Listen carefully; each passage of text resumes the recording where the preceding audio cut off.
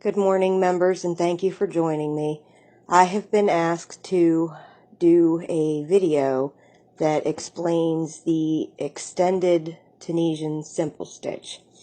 I've seen this abbreviated in two separate patterns, two separate ways. I've seen it abbreviated as ETSS, and I have seen it written as EXTSS.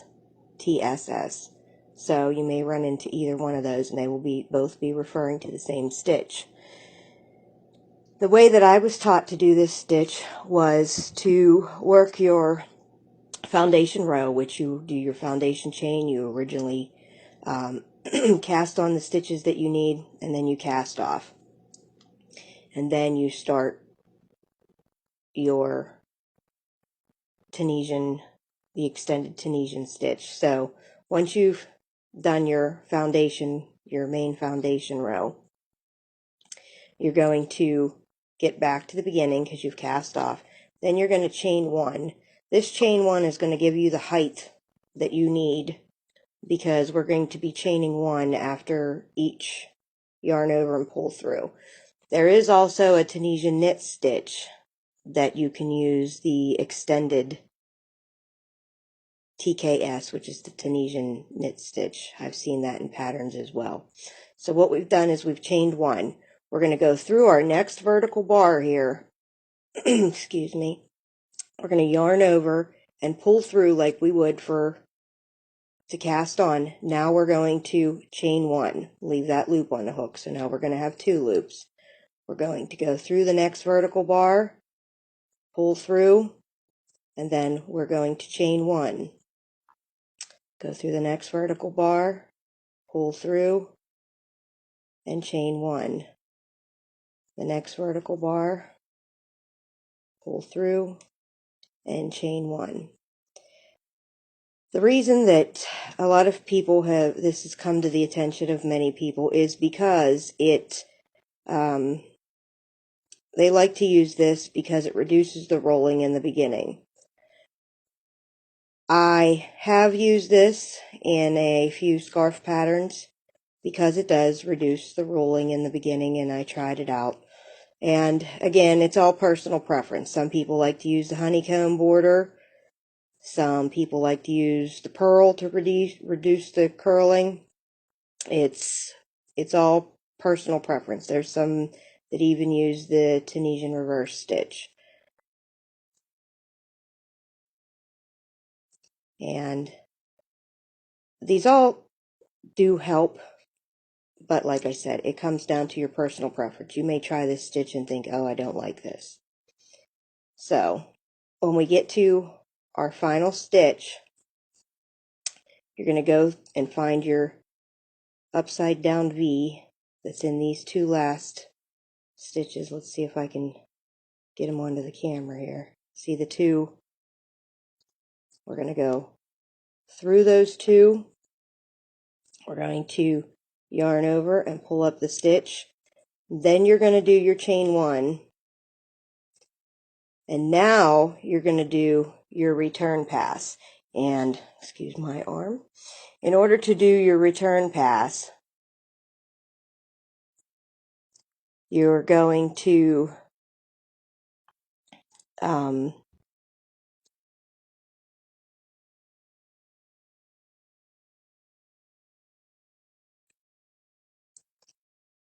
to repeat for the return pass, the standard return pass, where you're going to yarn over and you're going to draw through one loop.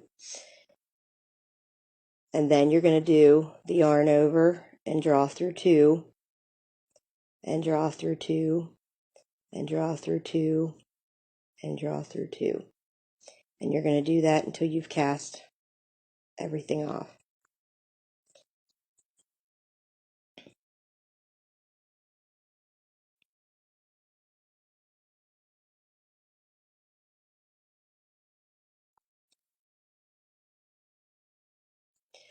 And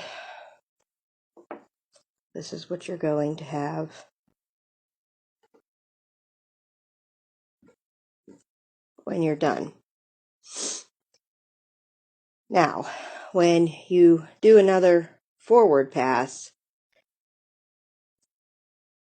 since you had the chain 1 for your last stitch, because when you work yourself across, you're going to work under the vertical bars for the last 2 of the stitch, and you're going to chain 1. Then when you cast off, you're going to repeat a normal return pass where you draw through 1 loop first. This gives it seems to me like this is very long, which is one of the reasons I've played around with this stitch, because when I did another stitch, I really didn't like this. But you have to do this in order to get the height, because this, where you've chained the 1, it gives you the height. So when you work your way across, I still work into this as my last loop. I'll work into that V, but it extends it. So ultimately, when you put your hook in this last one here, let me see if I can get it, it heightens how high, because you have the chain 1 here, and it will bring it up to this height. So just because you have the chain 1 and you look at this and you're like, oh no, I have two stitches on the top, you're still going to work into where you've yarned over, went through that your last 2 loops, and you pulled up the next stitch, and then this is your